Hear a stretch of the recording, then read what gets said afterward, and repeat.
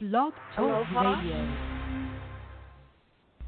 Here at ACO Radio, American Communications Online, or any affiliated stations or websites are not responsible for what guest hosts or call-ins may say. All programming is intended for informational and entertainment purposes only.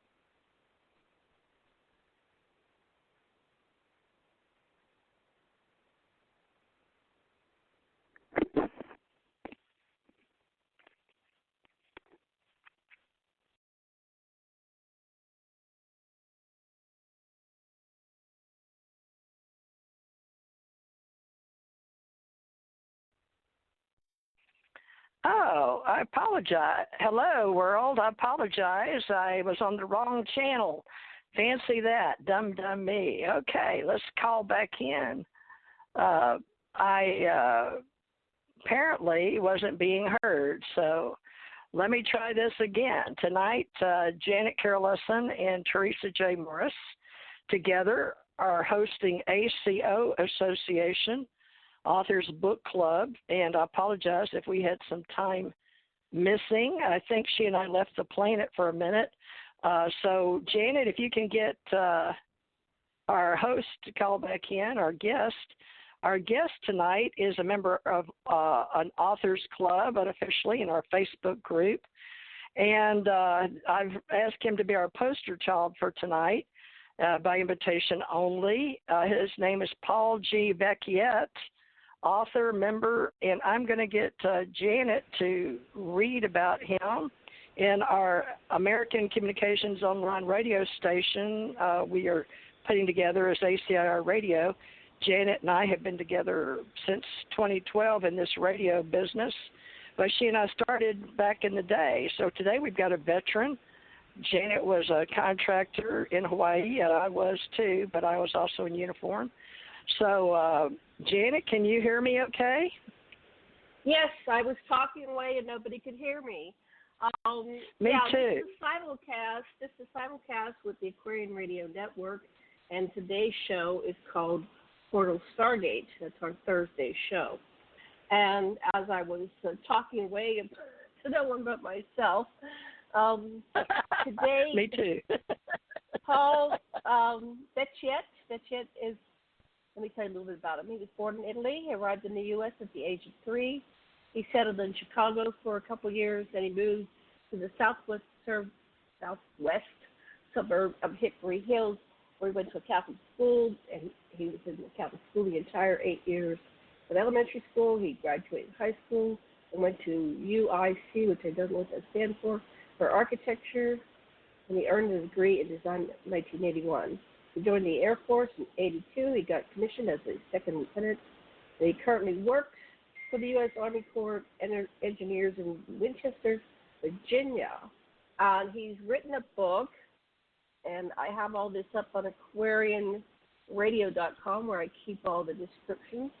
And I know TJ's going to put it on one or two of her websites, and she can let you know where you can find this information. But his book is called, let me get back to the Disclosure Paradox. And there's a synopsis and the bio for Paul there. So is Paul showing online, or should I text him? He did, but he hung up because he, like you, couldn't hear. We were both on the wrong channel. I flipped the board the wrong direction. Yeah, we've got so many radio stations. This will be on Aquarian Radio.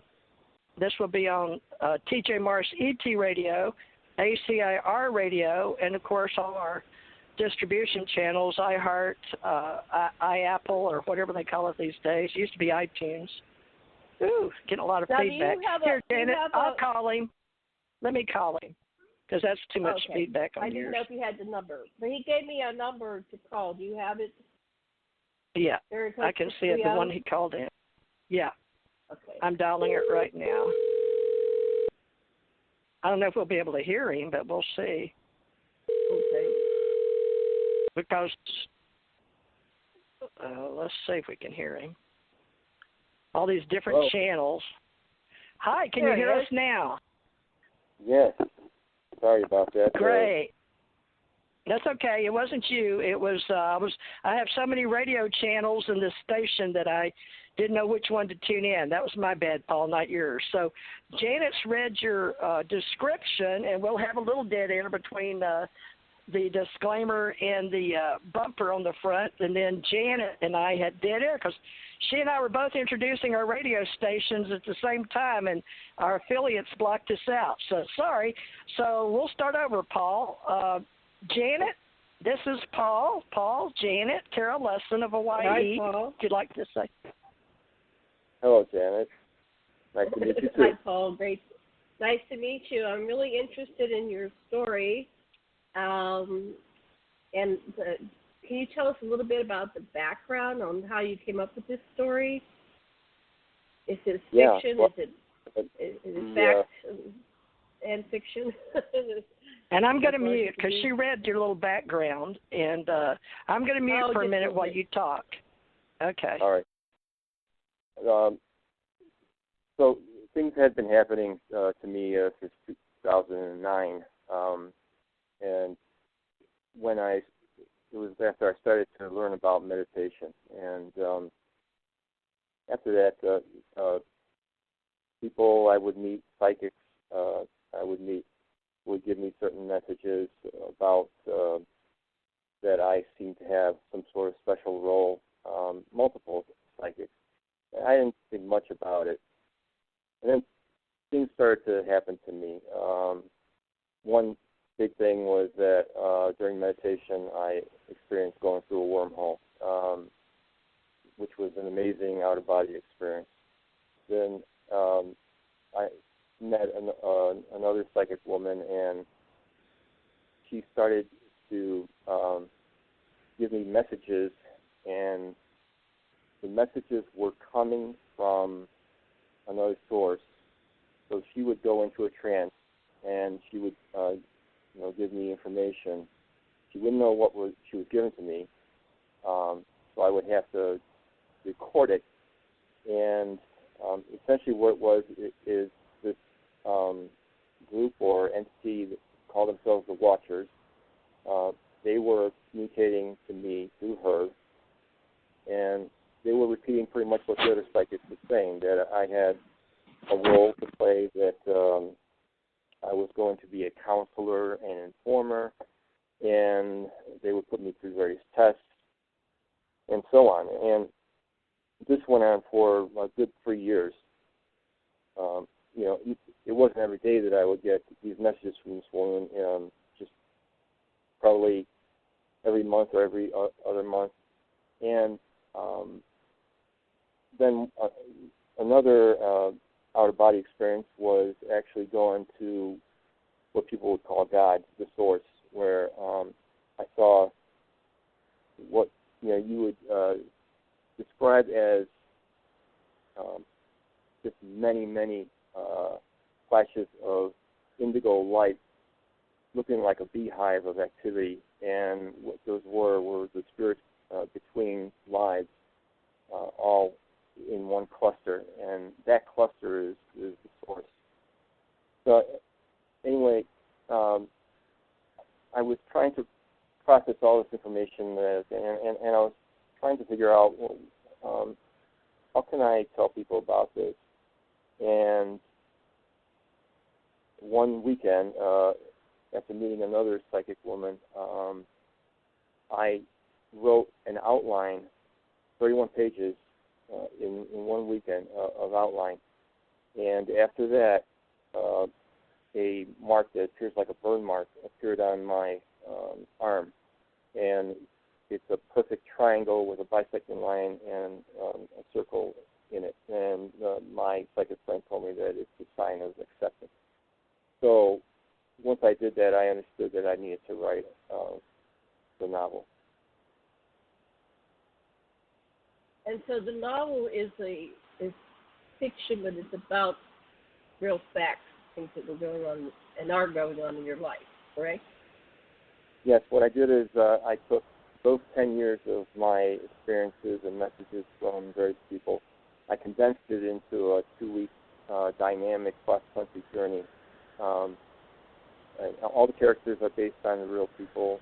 The main character, of course, is based on myself, but I had to sprinkle in some fiction in there because really, if I told the truth and it was 10 years and there wasn't much activity going on, it really just would be a boring memoir. And there's too many people writing memoirs that have greater experiences than I do. So I decided to write a pseudo-autobiography in a science fiction manner.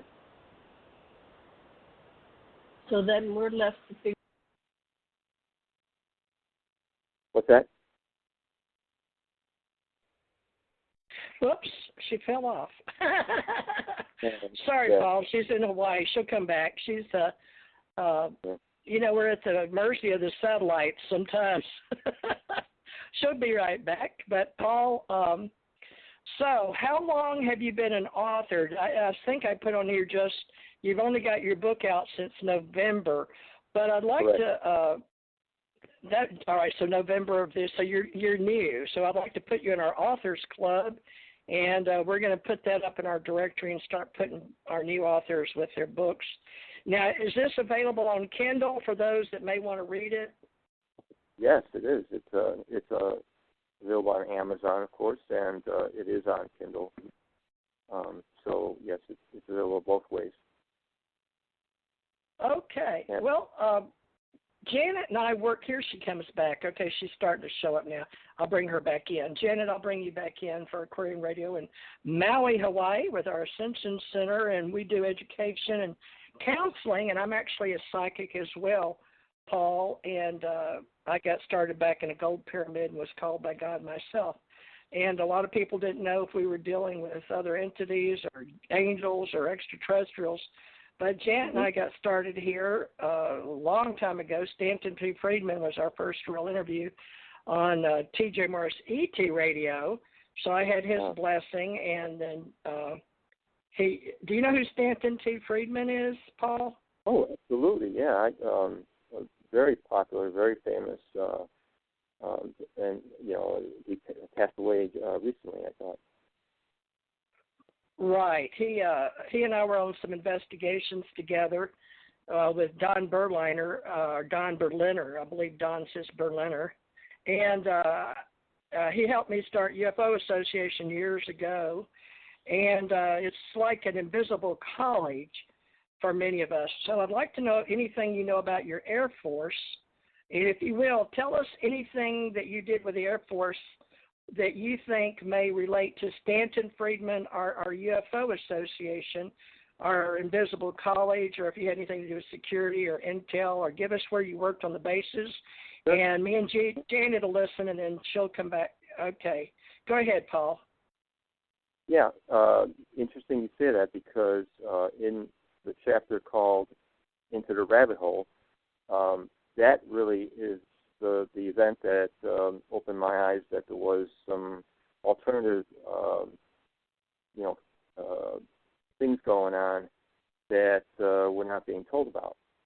So when I was a captain in the Air Force, and I was assigned at Wright-Patterson Air Force Base, I was assigned to Aeronautical Systems Division, and in civil engineering, we have various offices there where we support the research and development part of the Air Force.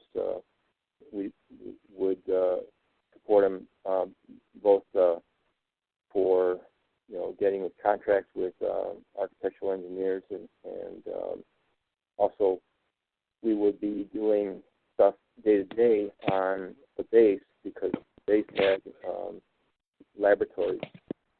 So one of the facilities that was our client, if you will, was Foreign Technology Division. And the mission of Foreign Technology Division is to, I don't know if it still exists, but it was to collect data from foreign forces, identify strengths, weaknesses, and opportunities related to our mission.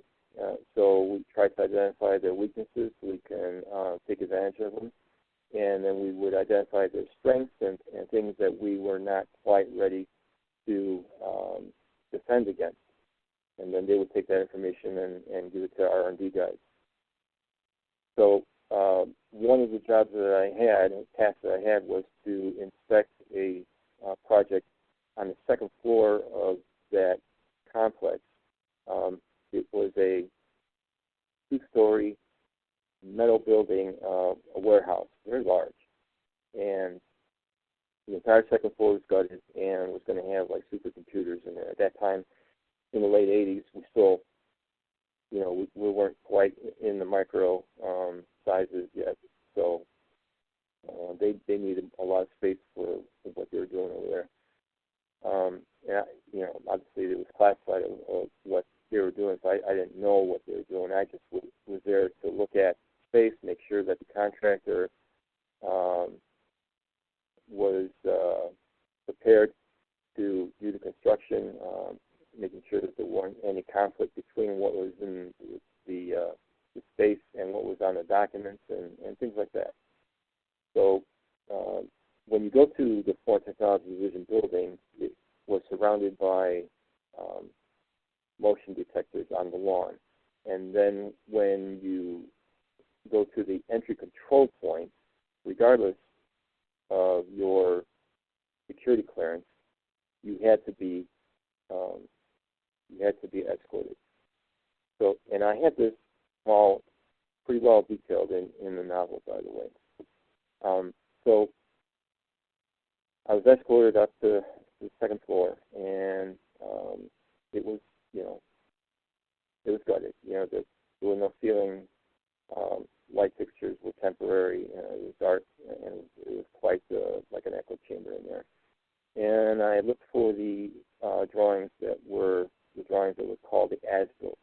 For anyone who doesn't know, as-built are essentially drawings that indicate the condition of the building at the time of that the contractor could know what he has existing, and we could compare that with the project drawings, which indicate what is going to be. So I was looking at the as-built drawings and making sure that they were comparing well with what was in the building. And I was thumbing through them, and I came upon a sheet that indicated basement. And I looked at it and I thought, warehouses don't have basements. There's no basement in this building. There's no stairs to the basement. But I made sure that it was not a misplacement of a sheet. So I looked, and sure enough, it matched the outline of the building. And I thought, oh, okay, this is very interesting. This place has a basement, but no one knows about it. So I flipped through it some more, and then I see a close-up or a enlargement of a part of that basement. And the enlargement was for an area about 70 by 90 feet. So it's kind of large. And it indicated cryogenic chamber. And then right there I thought, I should not be seeing this, because this is obviously very classified information. It should not be in this set. And I knew right away what that was for. So I quietly put the drawings back where I found them, didn't say anything to anyone for 5 years. After I left the service, then reading Phil Corso's book about the day after Roswell, he indeed indicates that the shipments were sent to Wright-Patterson. So you put all of those pieces together, and it makes sense, first of all, that you have Foreign Technology Division, which is the office that is supposed to take care of research and development of foreign things. And sure enough, they have a cryogenic chamber which is large enough to house a lot of things, not just specimens or what it's used for mostly outside. It is for doing tests on petri dishes and stuff. This was large. Can I ask you, legally, I don't know where you and I stand, because I, too, have been to Wright-Patterson Air Force Base, and I, too, was brought on base and escorted by somebody in a car, I guess, because I was in a big truck, and I went into a hangar. So I find it very curious that you and I have crossed paths. Want to do synchronicity and all that, being that Janet and I started this, and our first interview was Stanton T. Friedman, and he's now passed. But like I said, my husband and I actually worked together, and Stan was very curious because we had a copy of MJ-12, and he wanted to make sure of ATIC and what Rick Doty was doing back then, Linda Moulton Howell, and he was started, later on he wrote books with Betty and Barney Hill's niece, and I've talked with her, so we're all involved in this. So now I find it very odd that somehow you and I got together, and I'm going to let Janet ask questions, and she can ask both of us questions since we've both been there. Some she can come up with, because none of us are prepared for tonight, folks. This is synchronicity and action. The universe sets us up for things like this. And this is a disclosure paradox, and I totally agree with that. But now your book is called The Disclosure, or as we were taught in school. THE is The Disclosure Paradox by Paul G. Vecchiet. Now, would you say your name properly for everybody, please, for me and Janet too? No, you said correctly. Vecchiet. Vecchiet. Is that French? No, it's Italian. Italian, okay. Yeah, it's just to give you a little background. My original name from our ancestors is Stark, S-T-A-R-C, with the two letters of Slavic. So really, I have a Slavic background. I was born in Trieste, which is on the border of Slovenia. So my father's side was on the Yugoslavian side, and what happened was they changed the name to Vecchiet. By the way, Stark means old in Slavic. So they changed the name to Vecchiet because the Italians were oppressing the Slavs at that time. Must have been, I think, the early 1800s, I suppose. And Vecchiet means old also, so that's how that came about. And there's a lot of Vecchiets in this world.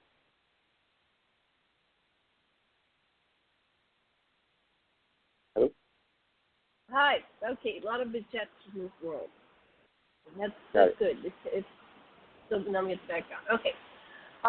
Can I add something to our last conversation about FTD, though? Go ahead. I went on Google Earth just to look at and to, when I was writing about it in the novel, I went to look on Google Earth to look for the building, and you can't miss the building from the air. It was huge. And it is not there. There's no sign of it. I think what is in its place is a parking lot. So you can imagine they took the time to not only remove it, but fill in the basement excavation too. And there's no sign of it. If you look and you search for, if it was Building 1, Wright-Patterson Air Force Base, Area A, there is no information on the internet about that thing. Nothing. So they have removed everything, so you can't validate and say zoom in here. And did they do that often? I was on Johnson Atoll, and they had a public story that they vacated everything, but I still, I've had some indicators that they still have the underground facilities. And the official story is it's no longer there. So you said you saw cryogenic chambers. First of all, how did you know they were cryogenic chambers? What does that mean? What does that look like physically that you can walk by and say, oh, that's a cryogenic chamber? What were you looking at? I was looking just at the drawings. The drawings had the design of the cryogenic chamber, and it had the actual title. And it had the dimension, so that's what I was looking at.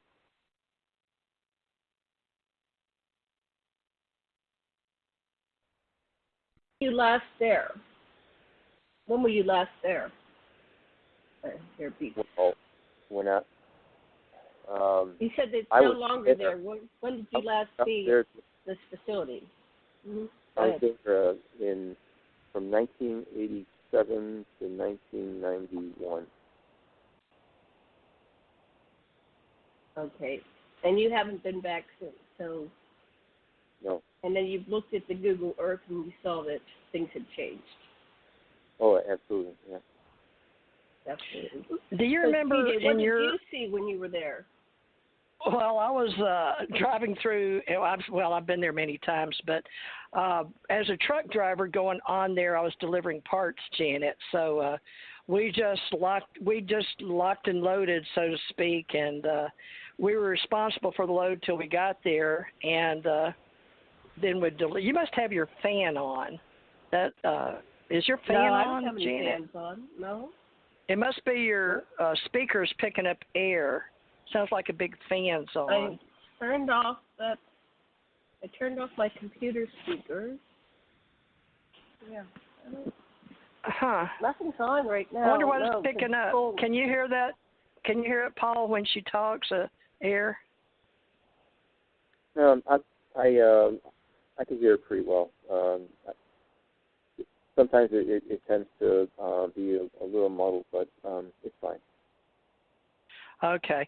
Janet, you can go back and listen. You'll see what I was talking about. But, yeah, we'll mute in between because she and I are in hot parts of the country, folks. So if you hear this fan's in the background, we apologize. But, anyway, to answer your question, Janet, I'm going to put it on there. While I talk, Janet, I'm going to put you on mute so you can hear the difference. But what I saw, Janet, was men in a hangar. And when I was escorted on, I was brought there for a meeting with something very interesting because they wanted me to meet Bill. and I don't know. I guess that's the gentleman you met, and I don't know if Paul met anybody on base, but I'm trying to figure out the synchronicity of who's putting us together. But I will ask Paul, when I was in the military, they were talking about Hangar 18, and then there was 11 or so, but now in Hawaii, they would tell people to tell me about that, and they would be talking, I'd say here in Hawaii, and they'd say, no, Wright Patterson. But I'll put Janet back on in just a second. But Paul, did you ever hear any scuttlebutt of people in the military that would act like there was something secret going on in Hangar 18 or 11 or any of them like that? No, this was before I became aware. So I was just following the day-to-day operations there. We were so busy, there wasn't time to interact on that level. The Hangar 18 that you mentioned, I saw that also on a Discovery Channel episode somewhere on one of those UFO things, and they mentioned Hangar 18. So it appears to be a common question. And before that, I never heard of it, and I was trying to imagine which building would be that Hangar 18, because when I was there, most of the hangars in Area B were for the U.S. Air Force Museum and their maintenance. So, and in fact, my building was attached to one of the hangars that was used for the maintenance. Another hangar, which was across from us, was used for testing weapons. What they would do is they would have a Gatling gun, and they wouldn't test the weapons. They would test aircraft engines to see how they would perform with direct fire. But that's the only thing that I know about the hangars. The other side of the base, which is Area C, was the operational side, and on that side was a reserve unit. And there was nothing hush-hush going on over there. That was strictly the operational side of the base. So if there was anything that was top secret going on, it was Area B. Okay. Janet, any more questions? And we'll keep this ball rolling. Yeah, so I wanted to know what you each had seen. So you were not in the same location, it seems, by the descriptions that we're getting from both of you. How big was Wright Patterson? How many personnel did it hold at its height? Was it like, I was on a base and there were only 3,000 people on the entire island. So the base part was probably, I don't know, probably half civilians and then half military. Yeah. So I think what we kind had of population? 30,000 civilians working on the base, and probably 10,000 active duty. And the base straddled a state road, so you had Wright Patterson was actually made up of two bases, Wright Field and Patterson. And Wright Field was the older part, and the origins of Wright Field go back to all the way to the Wright brothers. So, okay. The buildings there were dated as far back as 1921, maybe even farther back than that. And the newer part was Patterson Field, and then they decided to merge them together as one massive installation. So that was a good size. Mine was a very tiny base compared to what It's huge. It's you guys one one of the biggest employers in Ohio, well, in Dayton for certain, in Ohio. Yeah. Are they still active? Oh, absolutely. Still, yeah. Absolutely. Very active. Okay. When I was growing up in Pittsburgh, they had small bases, and they kept closing it one after another. But I just think consolidate things and move things all the time to keep us guessing. Okay, so you were taking loads in, TJ. You didn't know what you were carrying. Well, I think it had to do with what they had there when I went there. But yeah, I had some meetings, and if I don't know if William Tompkins was supposed to be the same bill, but the guy had funny hair, and I think that's weird because Giorgio Tsoukalos, is that his name? Yeah. Weird name, but they both had strange hair, and I don't know. I'm going to go out on a limb here and say that people have been seated in ATIC and the Air Force, and some know more than others in the intelligence community. And I worked in GS in uniform. I worked Joint Chiefs of Staff, JOS, and I was in a special program, special access program.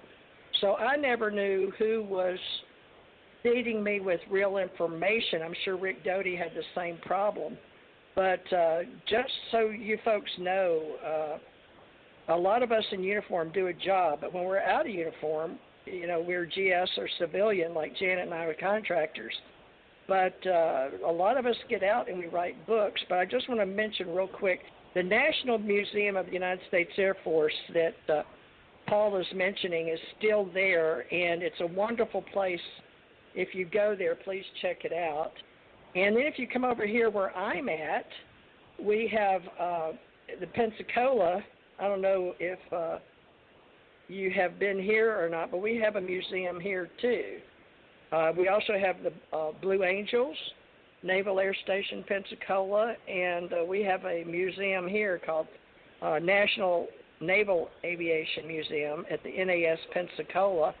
And it's the oldest naval air station, NAS Pensacola. So National Naval Air Station, please put us, it was built in, the Naval Air Station year built 1913. I don't know.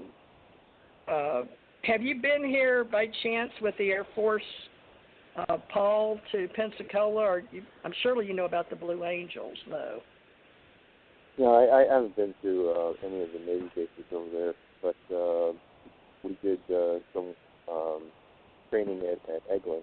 You know where Eglin is? Eglin Air Force Base, yeah, I've been there too. So what I'd like to do, Janet, is try to figure out what you and me and all know synchronicity, but those are the two museums. I just wanted to put that in there because, folks, we're always going to be looking for sponsors because we're just starting the three of us together for the Authors Club. And I'm putting UFO on here. Stanton is no longer with us, and I've got the UFO Association organization if you're interested, because we have a lot of enthusiasts, and we're learning to work together as authors. We're all independent authors.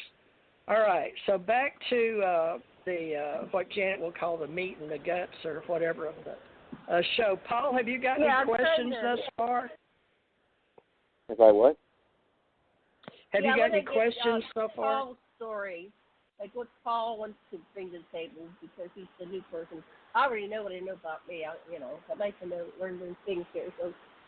So Paul, what can you tell us? I know you were in the military, you're still in the military, and you fictionalize your story for a lot of reasons.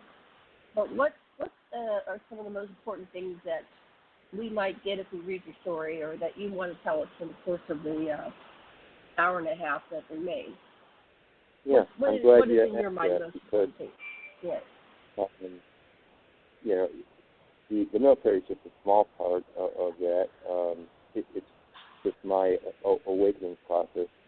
The way I write the novel is the reader will walk through the progress of how the main character first became aware of strange things happening, or just being aware that there was some suppressed information. And then little by little, we would go into what you would call the rabbit hole, getting into researching information, getting on the internet, meeting different people, and it would start out as just research about maybe the suppression of inventions that would help us loosen our dependence on foreign oil, for instance, or even energy that is not a fossil fuel energy, but other kinds, like, for instance, engines that run on water, that kind of thing. So that's it started out with that, and then learning about other things like the suppression of cancer cures, the chemtrails that seem to be appearing every once in a while. All of those things are mentioned in the novel as the progress of getting to where the main character decided to embark on this journey. So, it starts out with this kind of real information that is tangible, and then he starts to understand that there is another facet to all of this, and that there's a spiritual facet where he gets in contact with the psychics, and they start to open him up spiritually, teaching him about meditation. So I walk the reader through that, and the reader should be able to actually relate to this journey that the main character goes through, because I'm sure that other people have had the same progress of going from not knowing to going to wow, there's all kinds of stuff going on that I didn't know about, and then finally to having the spiritual awareness. So what I would like the reader to get when they are done reading the novel is this. If you're an atheist, understand that there is a higher power out there. There are things that we cannot see or touch, and they exist and they impact our lives. If you are a very religious person, understand that those higher powers can be explained using science and physics. And that's the point of the novel, really, bridge the huge gap that we have right now between science and religion, and hopefully to open up people to spirituality rather than just religion. And it presents the link, that there is a link between UFOs, extraterrestrials, and our human spirituality.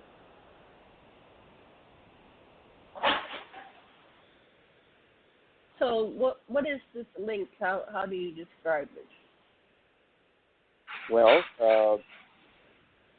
there is also a deceased person that was very popular in our circles. His name was Robert Dean. Do you recall him? Yeah, I knew Robert very well. Yeah, I knew Robert. I worked with him. He was lovely. So go ahead. I'm going to have to mute my husband's making food behind me, so I'm going to be muted. Okay. Oh, yeah, I could hear him in the background. But, yeah, I'll go ahead and speak to that, because Janet and I have formed our little radio show wrapped around Bob Dean. And, matter of fact, there's a picture up, if folks would like to look at it, with TJ Morris CT Radio. If you'll go there, there's a picture of me, Janet, Bob Dean, Robert Dean, Paul on TJ Morris CT Radio, where your show is live right now. So, folks, if you can hear us everywhere while listening around the world, or you'd like to come back to the podcast, we didn't know he was going to say this, but I told you this I do universal cosmos ambassador work to bring the synchronicities together. And not everybody understands being a keeper of the flame or a precognitive psychic medium and remote viewing and how all of this ties in. But Paul is doing that with his book called The Disclosure Paradox. And Janet's here with me as authors to offer support because I called it the Ascension Age in my books.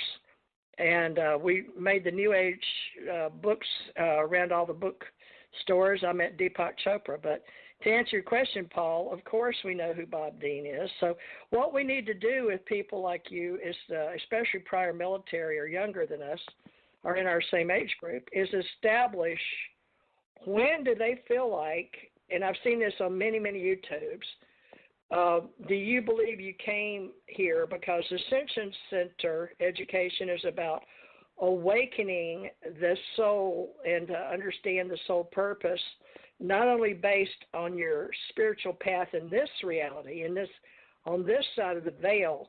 I've even seen Richard Dolan, historian, try to learn how to speak the Ascension Age and the Ascension Age awakening. So I'll let Janet speak to that as well, because we can all do that. But this is your show, Paul, about your interview. But when did you finally feel like you were awakened to the fact that Stanton Friedman and Paul and Bob Dean and maybe other people like, I guess, Don Berliner, or I'm trying to think of some of the big names in the business, Dr. Bruce Maccabee, Jan, about CUFOs or NICAP or FUFOs or anything to do with flying saucers, because it is coming together. So I named it the Ascension Age because of the Ascension Age awakening, and because I was part of a movement in the 80s, and we had 1111, and we had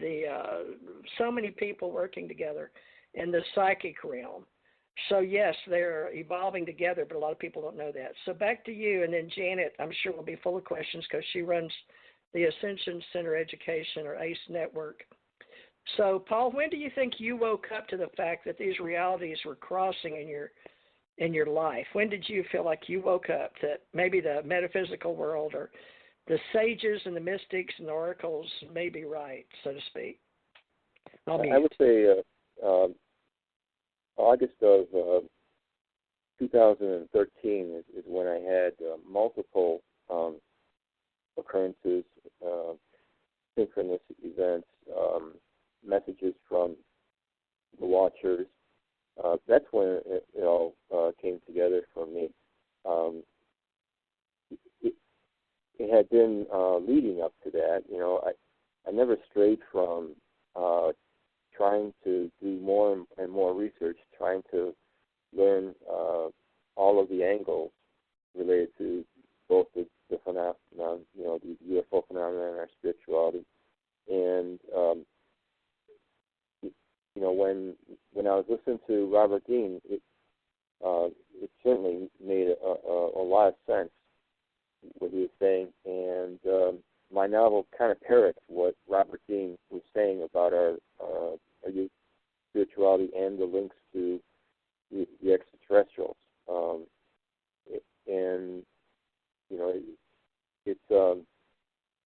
It's not as complex as you think. It's very simple, really. The fact is that, and guys, there have been instances where things have been happening personally, where I understand how the spirit world works. So here's one aspect of what is written in the novel, and it's really based on what Robert Dean said. And the Earth is very important to the universe, very important. When we explored the atomic bomb, it was like a fire or alarm throughout the universe. That's why we have had so many sightings since the atomic age. And most of the activity of UFOs is really geared at looking and doing surveillance on our nuclear facilities. Why? Because we are not spiritually advanced enough to be able to handle that kind of technology. We still don't know enough about that technology to be able to be ethical with it. For example, our scientists do not understand that a detonation of that magnitude has so much energy and power that it actually affects other dimensions. And that's why it was like a fire alarm in the universe when we detonated the bombs over Hiroshima and Nagasaki. So the Earth is very important to the universe because it is a kindergarten for our spirits. It is where the spirits enter the human body, and the spirits learn about love, about creativity, beauty, even about pain and suffering. It's all here for us to learn. If we learn our lesson, then we ascend. If we don't learn our lesson, then we come back and we learn it again. Very simple. Our race is not as important to them as the planet. The planet is important throughout the universe. So that's where one link is. Now, the other part, which is more sinister, and I go into it a little bit, is that there are entities that don't want us to ascend, because when we ascend to a positive or, the more benevolent kind of energy, and there are malevolent energies out there, and there are, as we speak, we may not know it, but there are battles going on between good and evil spiritually. There's a spiritual war for our souls, and that's what I told a colonel who I identify in the novel in Chapter 8. He's the divine warrior. That's what I told him, and that made him wake up and divulge all kinds of things to me about his spirituality. So, I'm going on tangents here, but I'm trying to explain that these malevolent entities, they may be extraterrestrial, they may be interdimensional, but they don't want us to ascend. So what do? They want to make certain that there is much pain and suffering on this planet as possible. So they're behind, anything that you see that really doesn't make sense and is causing, disbelief for people, and really is unnecessary. And, people wonder, why would God do this? Well, that's not what's happening. It's really a war for our souls.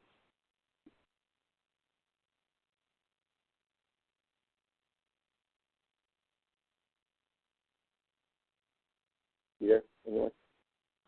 TJ, are you there? Okay, I'll talk. Yeah, I was letting you talk, okay. Janet. That's why I told you when I say I'm mute, it's cue for you, okay. Janet, because he's bringing you back to why I started the Ascension Center, Janet, back in the 80s, and I became a minister in that gold pyramid where we talked about Stephen Halpern. Right. And Stephen Halpern came on here once. But I want you, Janet, to see the synchronicities. I did not cue him at all, and this is what I do, folks. But I don't even know how Paul and I crossed paths, but he said he sent me about his book on one. But, Janet, he has only been awake since we started this radio show in 2012 about his other reality. A lot of people are waking up now. A lot of people are becoming aware that something's happening on some level that's waking people up. There's all kinds of theories. It's curious that he's convened on Robert O'Dean's information because Bob is no longer with us. But Bob was very important in my life. I started going to all the UFO conferences. I met my husband in 97, and from the get-go we started going to these UFO conferences. And so Bob would be sitting there every year at the end of the speech. He'd say, "That's it. I'm not coming out anymore. That was the last one. I'm going to go retire." And we'd say, "Bob, you can't. We need you. You're not allowed to retire." So then he would come back, and then one year he said, "That's it for real. I know I say this every year. I'm not coming back." And he didn't. He didn't come back for 5 years. Well, and he was getting up there, and he, it was hard for him to travel. So he said, when he came back, he said, yeah, he had some kind of episode, and he was in a coma. And he said that the entire time he was in this coma, he was on board on ship. And he said, "Oh, don't send me back. This is home. I don't want to go back." And so anyway, when he came back, he decided he wanted to get out again, just to do something again. So we met in Arizona with a group of 15, 20 people that were in the UFO business there, and he wanted us to put on Stargate to Cosmos. So he had been working with UFO Congress, and I don't know what was going on, but he wanted to do one final hurrah, so to speak.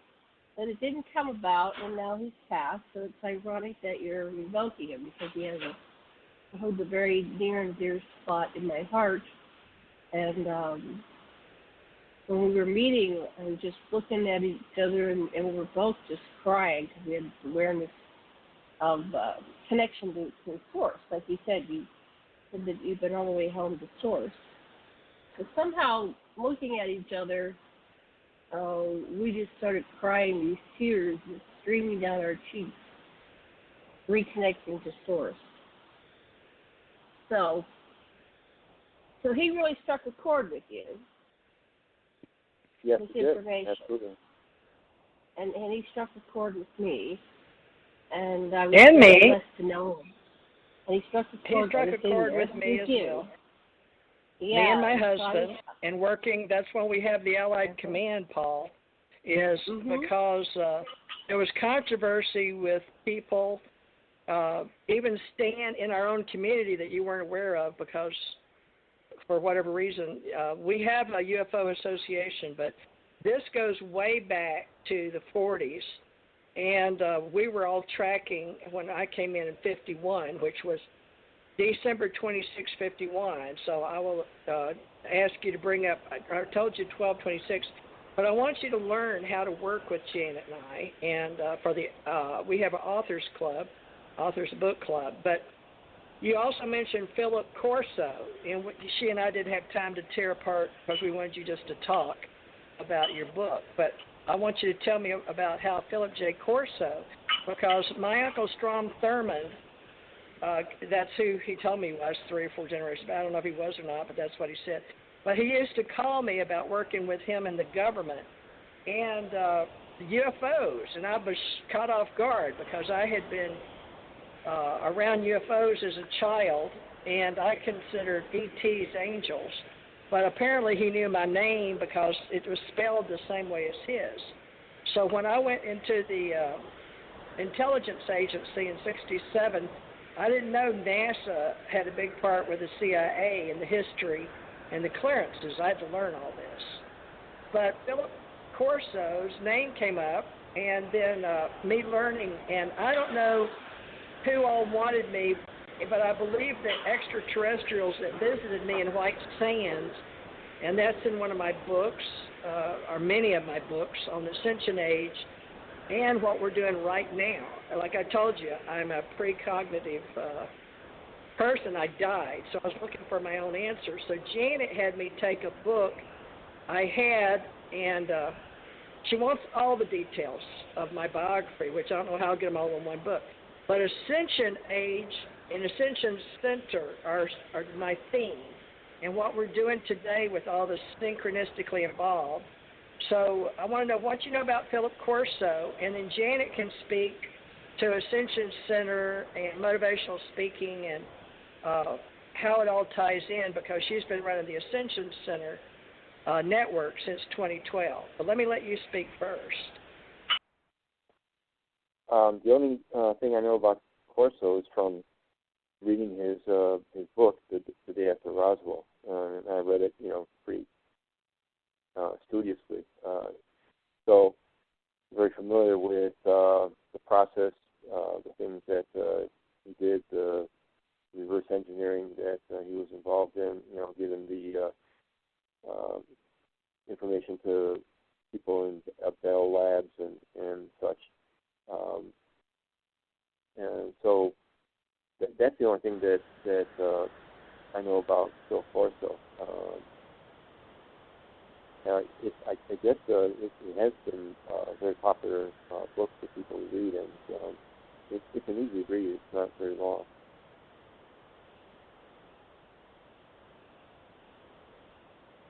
I met Phil Corso Jr. Just a few years after his father had passed. It was in the early 2000s. His father died in 98 or something, or 97 or something. Anyway, so we were just really drawn to speak with each other and talk to each other the whole time. I was at this conference over in the Big Island that Dr. Sala had produced with a couple other people. And so my husband had a millionaire friend that wanted to talk about the UFO experience, the extraterrestrial presence. And he wanted to fly us over to Austin. And he said, I want you to bring over, we'll fly over a speaker. And I tried to get a couple of the other ones, but I remembered Phil Corso Jr. He was in Florida at the time. I think he's still there. I'm not sure what city he's in. Anyway, next thing I know, my husband and I are getting on a plane, and Phil's coming over with his wife, and we're spending 3, 4, 5 days together in Austin, Texas, as he's doing a private presentation to a bunch of millionaires about the extraterrestrial presence. Because this friend of my husband's, who's a millionaire, wanted to bring about disclosure. Now, Phil Corso Jr. knew everything that his dad knew, and then some, because he was like the little kid that was happening while a lot of the things were unfolding in the book.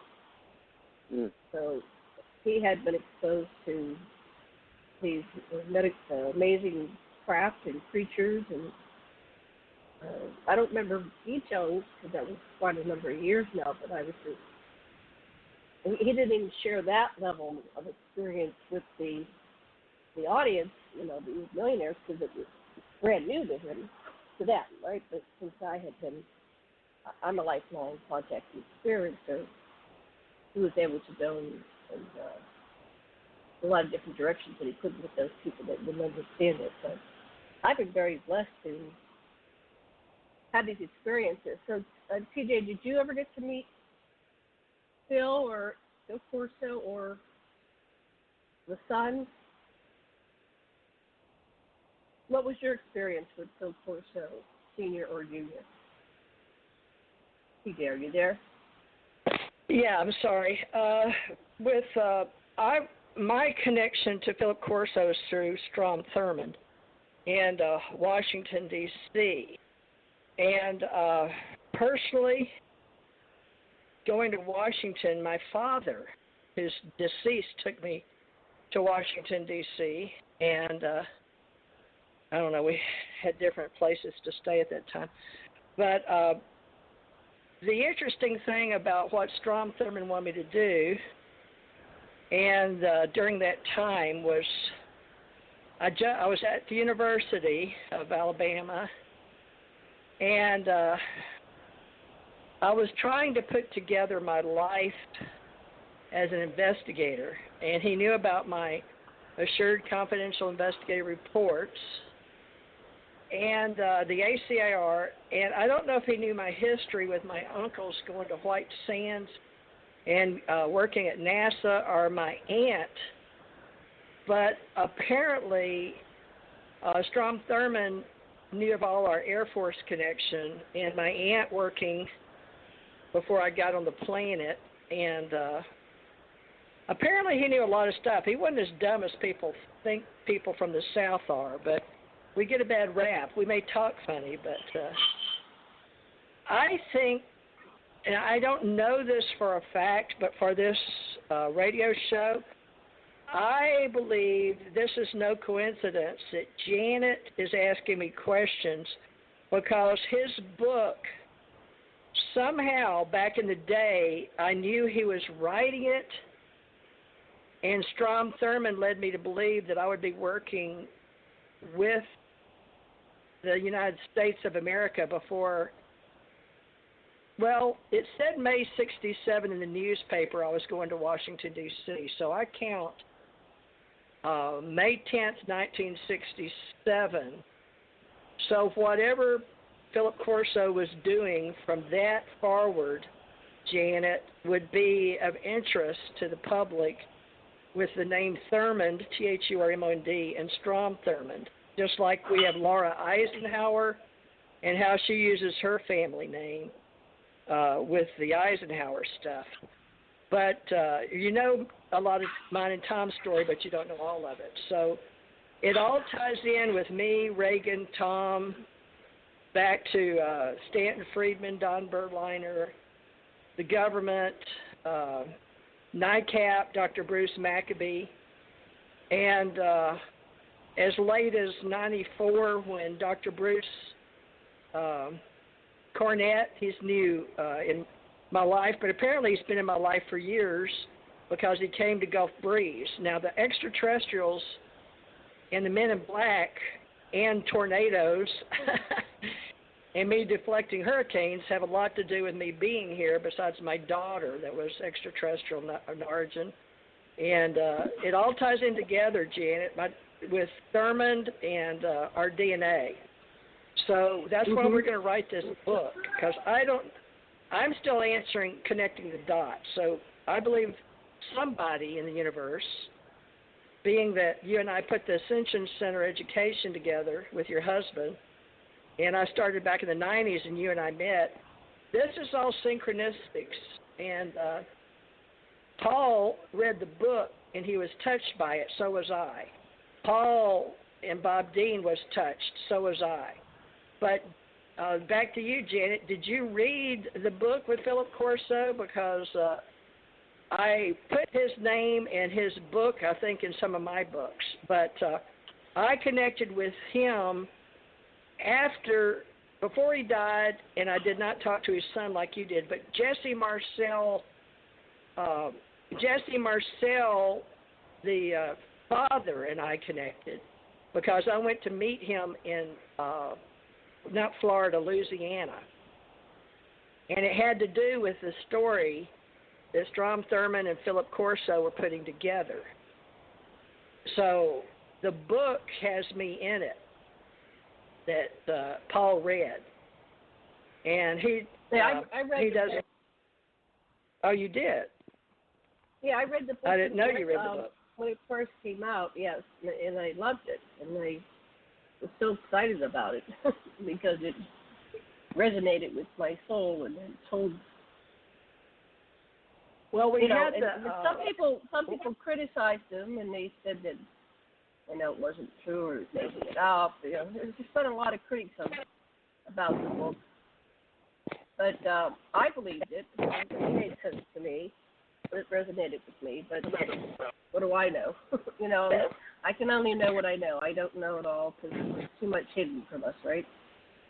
So back to you, Paul. What were you going to say? I just heard you trying to speak. Oh, no.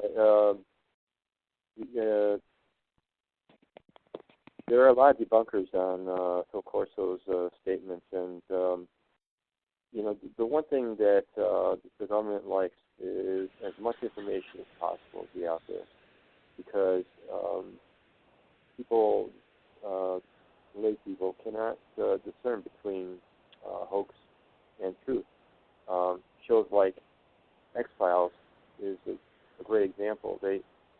X-Files talks a lot about some things that really occur, and but at the same time, in the same manner, they present some outlandish things that certainly are untrue, but are good entertainment. And when you present those things in the same manner to an uneducated audience, they will take all of those things as fiction, as X-Files is presented. So only the more aware viewers will be able to understand what is truth and what is not. And the government likes as much information as possible to confuse the masses.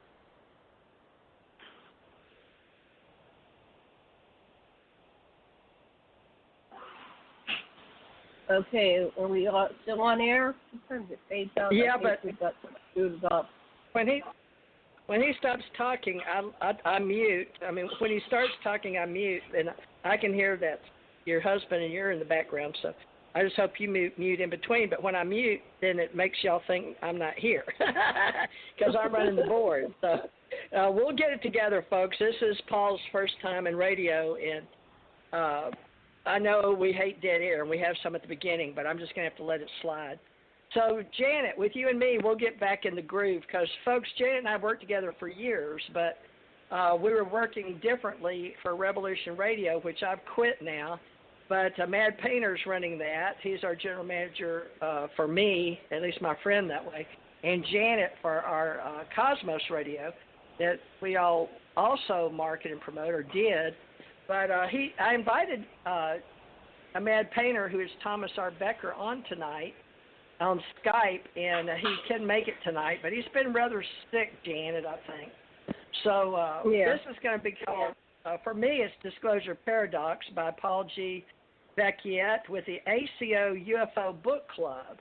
And a lot of people do debunk UFOs, and now we have UAP. I've got UAP Associates Press, but it's wanting me to do with ACO Press Club tonight and asked me to bring up another website, which is interesting. But Paul, with me and Janet, is and I'm going to be helping people get their names out there. Are you opposed to listing your book, even though it's a novel? So is mine with my husband. My husband finally died. It sounds terrible, finally, but Janet and I worked from 2012 to 2015 to get some of my husband's stories on the radio here. And I'm sorry you didn't get to meet him. And today I saw a man 103 years old pass away on Janet's birthday. So happy birthday to you, Janet Carolson. Me Janet and Bob Kirk Marley and Ronald Reagan, me and Bob Marley all share today. It was our birthday. President Ronald Reagan and Janet Carolson and my grandmother, oddly synchronistically enough. Yeah. And Bob Marley. So that's interesting. Now Kirk Douglas died. It's Kirk Douglas died today. 103 years old. Oh, I didn't know that. Yeah. Wow. So it's another famous synchronicity. Wow, depth. Synchronicity. Now, I'd like to point out to you, Janet, that with him dying today, if he hadn't on your birthday today, Ronald Reagan's birthday, your birthday, my grandmother's birthday, who was Sarah Esther Bolton, but she was Sarah Esther Richmond, Richman, Richmond on my mother's side. She became a Bolton. She married my grandfather, David Bolton, and they were from England. Liverpool, England, and my mother's, who my mother's mother married, was Richmond, and that's my mother's grandfather raised her. My mother was born 12/5/32, and she remembered the Hitler days, and they were Polish Jews, as they said. But they stopped being Polish Jewish after the war or during the war, and they would do. She wrote a book, so I'll make that part of our book, Portal Stargate. Just mention it, but that's Good Old Days in Louisiana. So that's on Lulu.com. So where she my chose tumor's not to publishing. be Jewish. So she chose not to be Jewish because of what had happened during the war. The Hitler War. She didn't choose to. They were told to. The Americans were told to stop. And they even got onto them for putting stones on the poor people's graves because it signified the Jewish tradition. And she's got her own story to tell. So she left her book behind called Good Old Days in Louisiana. on Lulu. That's on TJ Morris Publishing, my publishing company. But the coincidences in how we're meeting is amazing to me. Now, there's Paul also talked, I don't know how many of these coincidences we need to mention, but 12/26 is my birthday. And did you get a chance to talk to your friend Jim Peniston, or did you just meet him on Facebook? Because that's the day that Jim Peniston swore 1980 that a lot of things happened. But Paul, you want to address that? Because that's my birthday. And about that? Yeah, you know about sure. that day? Jim actually, when I collaborated together on my novel, because one of the chapters presents 4 topics for presentation by the main character, who is really a UFO researcher lecturer. So in one of the chapters, I present 4 different topics of presentation, and one of them is Remerson Forest. And I wanted to be fair, reasonable, and accurate on it, so I sent Jim a copy of the manuscript that mentioned his his experience, and he loved it. He endorsed it, and he said I was a good author. So we have been in communication since then. I've been following the success of his book. He's been following mine. Paul, are you sitting still? I'm sorry to bother you, but are you sitting still? Yes, I am. Why? Oh, it must be your hand on the phone. I'm just picking up background noise. But go ahead. Oh. And Janet, you can ask questions. I'm going to mute. Okay.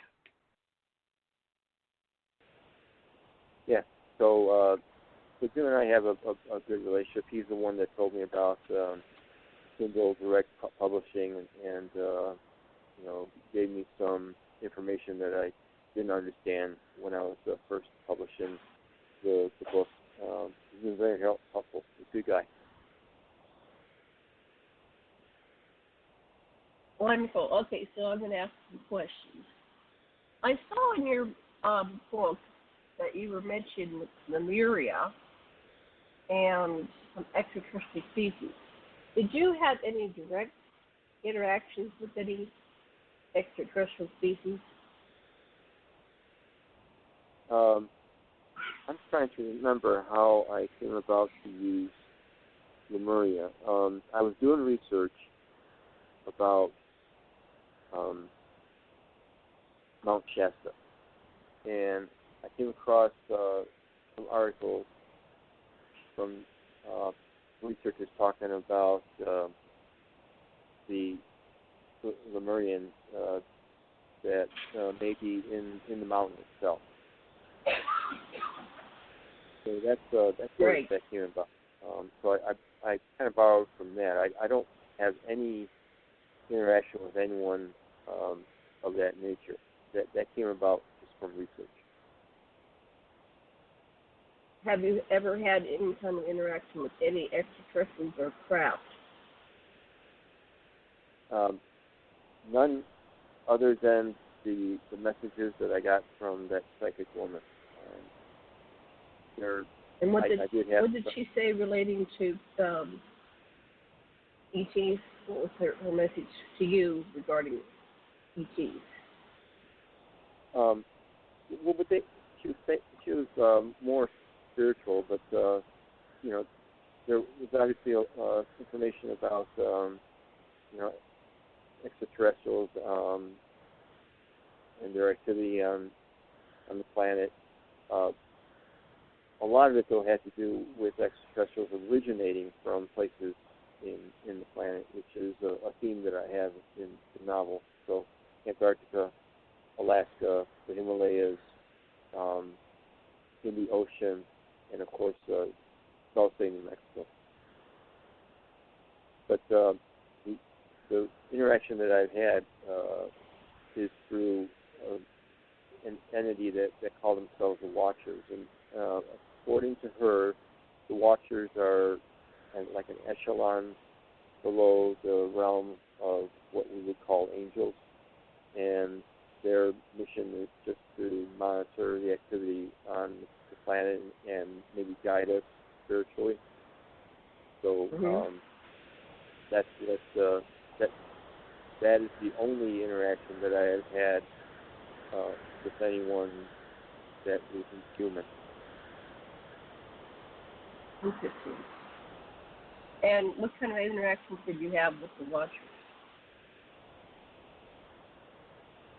What is the what? I'm sorry. What kind of interactions did you have with the Watchers? Right. It was they would communicate to me through the medium, the psychic woman. She would go into a trance, and she would type things on the computer and send me the information. She wouldn't know what she would be sending me until she read it afterwards, and then I would ask her some more things, and sometimes they would be communicating back, and sometimes they wouldn't. And she mentions that many times what would happen when she would get these messages, that it would actually affect her physically, that she would get like mild headaches and stuff like that. So she tried not to do that very often. And what message did they have for you in particular? Very simple, actually. Just at one time I was a blogger, so they would tell me to keep doing what I was doing, that I would know what to do when the time came. And it was very cryptic, actually. Nothing direct, but giving me positive feedback on what I was doing, and every once in a while telling me about how important it is to maintain a spiritual attitude about what is going on, and keep that link going with the UFO phenomenon. Did her message ring true for you? Oh yes, absolutely. Sure. Mm-hmm. I don't see any reason why this woman would make up this stuff. Right. She's very, very humble, and she's not the kind of person that wants to draw attention to herself. She's very, very private. But when we first started interacting, it was only a week or two when she started to get these messages. So I think it was meant to be that way. Mhm. So is your book part of what you're supposed to do? Yes, I believe so. That's pretty much what the ending is like when the main character understands what's going on. It's kind of difficult in that nature.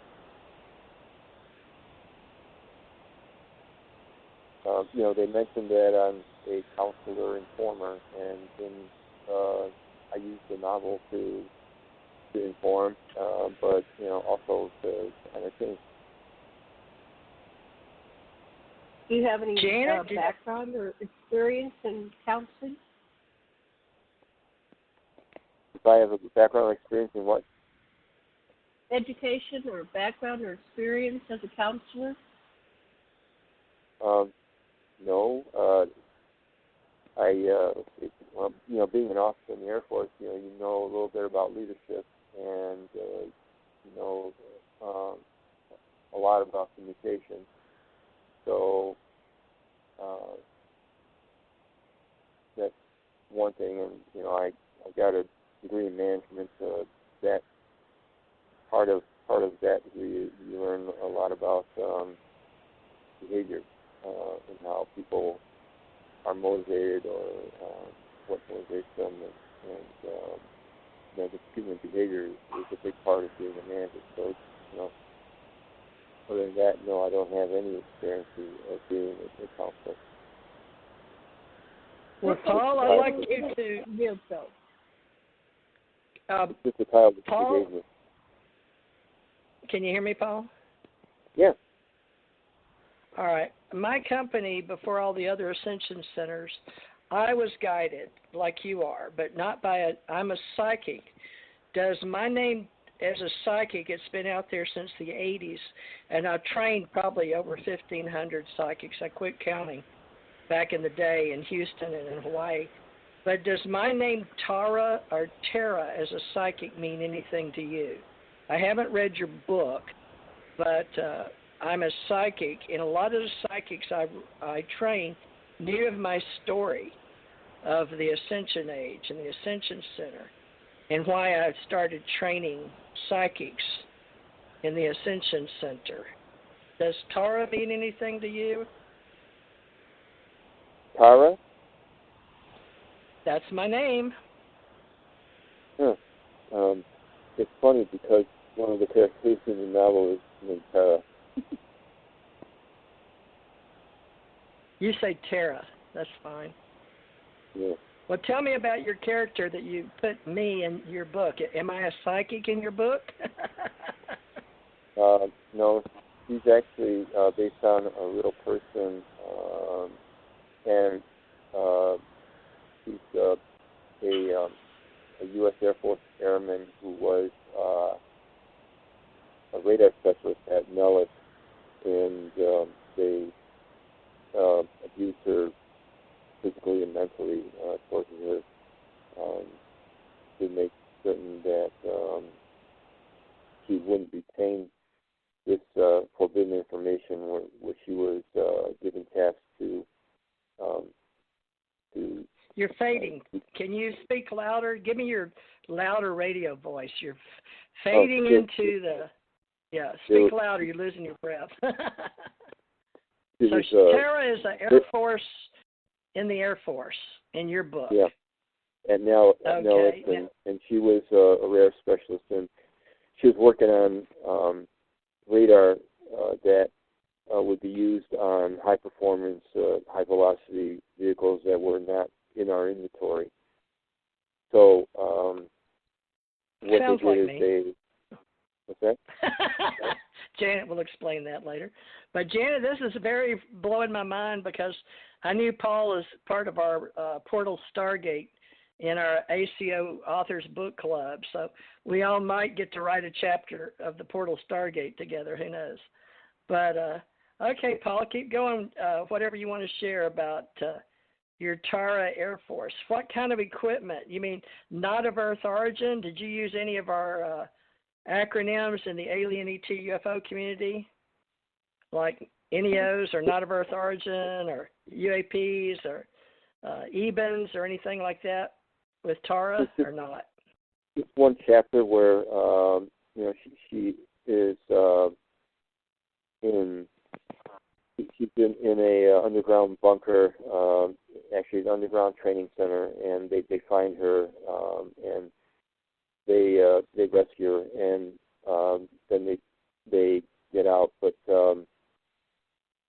Did you read my book? All this stuff is information free and has been on a lot of books I've written. And I told Janet that this is the year it's all going to come, be out there, called the Ascension Age. But you sound like you're talking about me. Where did you get this information? Yeah. This is based on a real person, and I think she prefers to be anonymous. But she's been on shows, and she's also been harassed by the government. And she wrote a book, in fact, and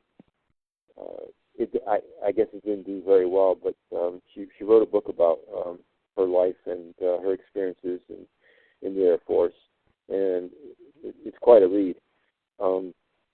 but I tried to get her to read the chapter so that I would get some concurrence from her. And in my novel, the girl gets rescued when in real life she did not get rescued. And she wrote back to me that she says, I wish that would have happened to me. That's the only thing that she wrote. I think she was misunderstanding what the intent of the book was. But and she suffers from post-traumatic stress disorder too. So it's not easy to communicate with her. It's best to be with her probably in person rather than to try and communicate through the internet. Well, Google asked me for some of my books for free a long time ago. And a lot of the metaphysical people and the people in the UFO business know my stories. As a matter of fact, they pick them up and make them their own. So I've been putting stories that are, to me, real because I experienced them for years and years inside the internet. And Google has a lot of my books out there free. Folks, you can put in Teresa J. Thurman DeMorris or T.J. Morris or Teresa J. Morris to find them. And a lot of them appear on Google. And you can use the word ascension or psychic or ET or UFO. And I've even heard some of my friends tell me about people that copied my story. And a lot of people asked me if they could use my story.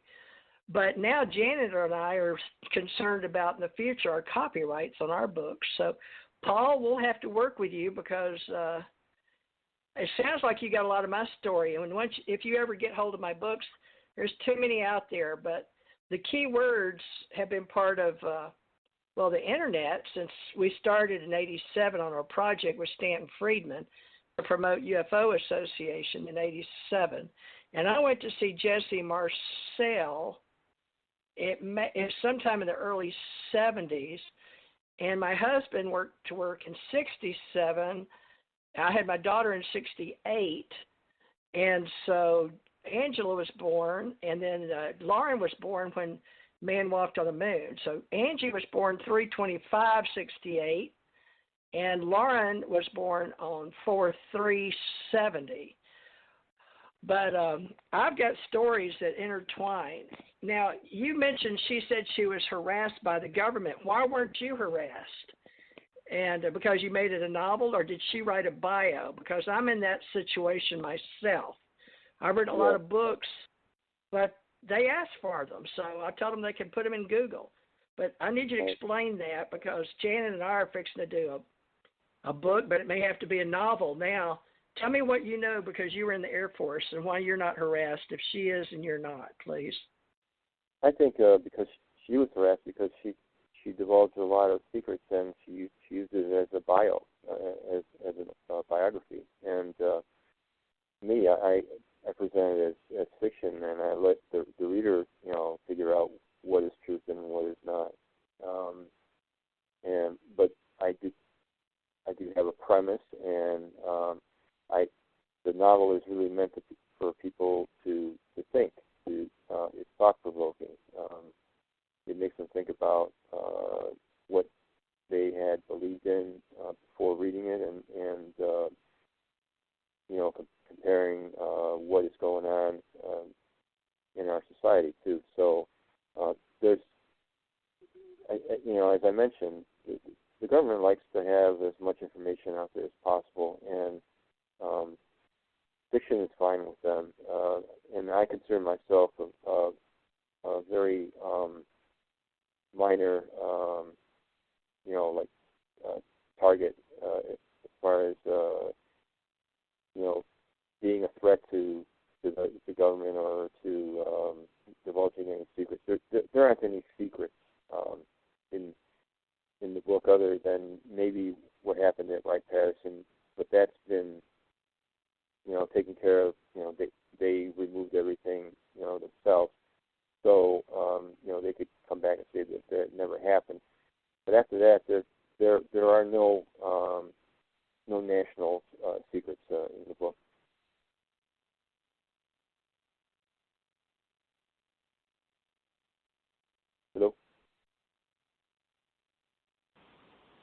Hi.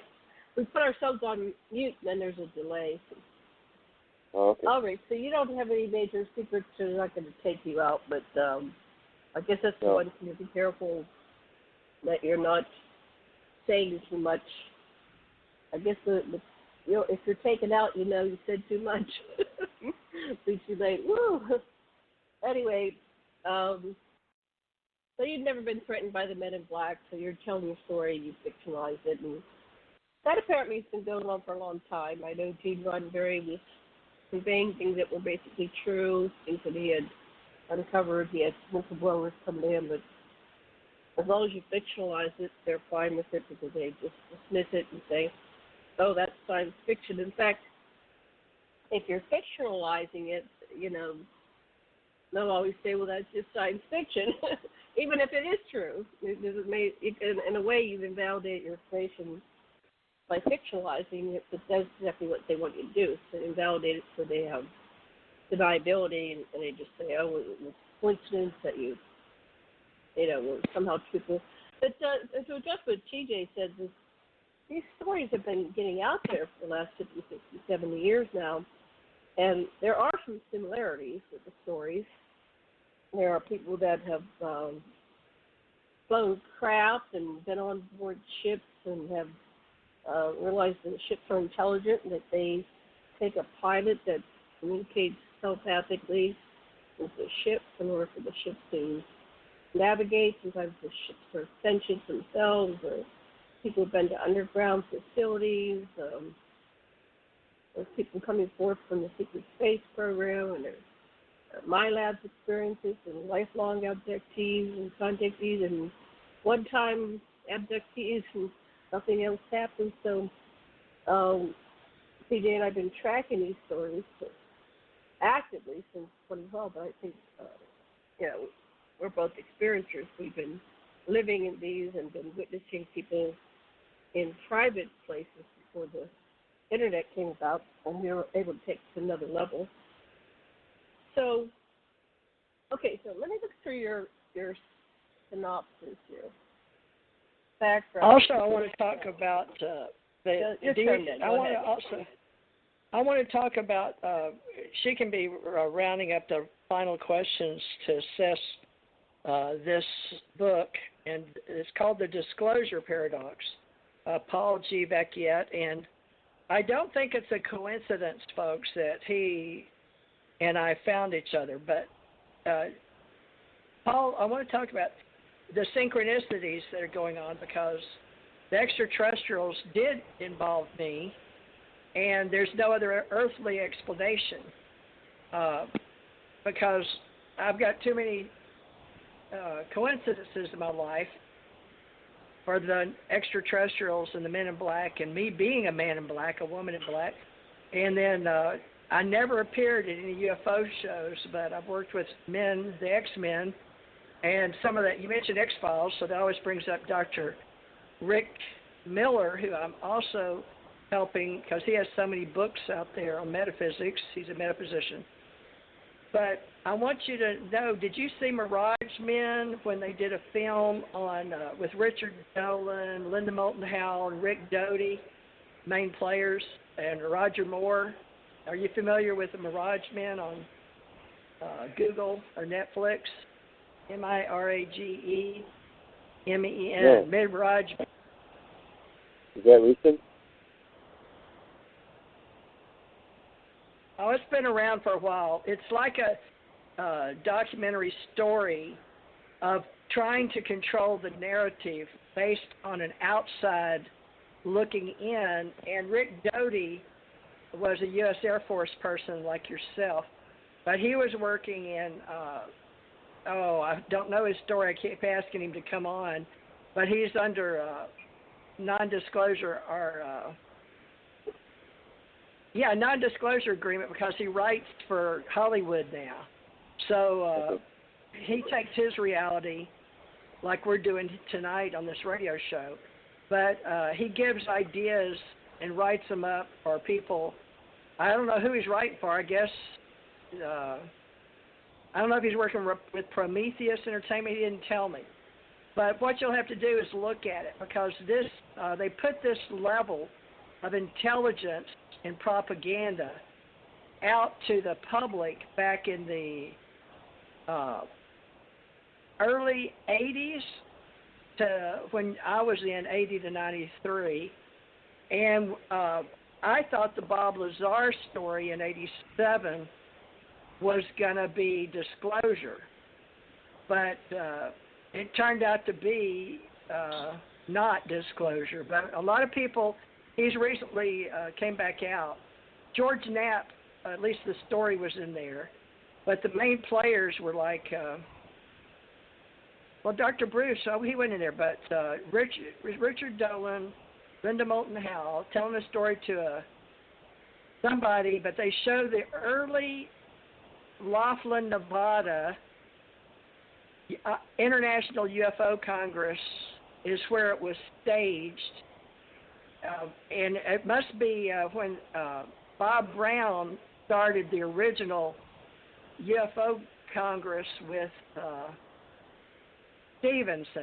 Wendell Stevens. And so what I'd like you to do is view that, if you can, when you can. It's called Mirage Man. I told Janet to watch it years ago. But, what you and I and Janet are doing. I saw that when I was judging movies at the UFO Congress. So I saw it when it was new to the field. And so, but I don't remember all the details. I mean, what about in particular do you want us to pay attention to? What is the... Summarize why it's so important in your mind.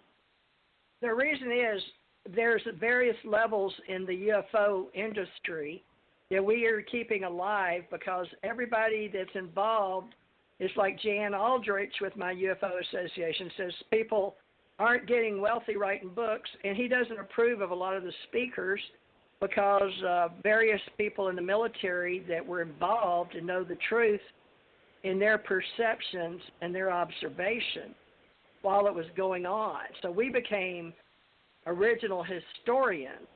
And then Richard Dolan came along and read a few books, and I like Richard, and I told him so, and he's been on this radio show too. So people can go back and hear the stories right here since 2012.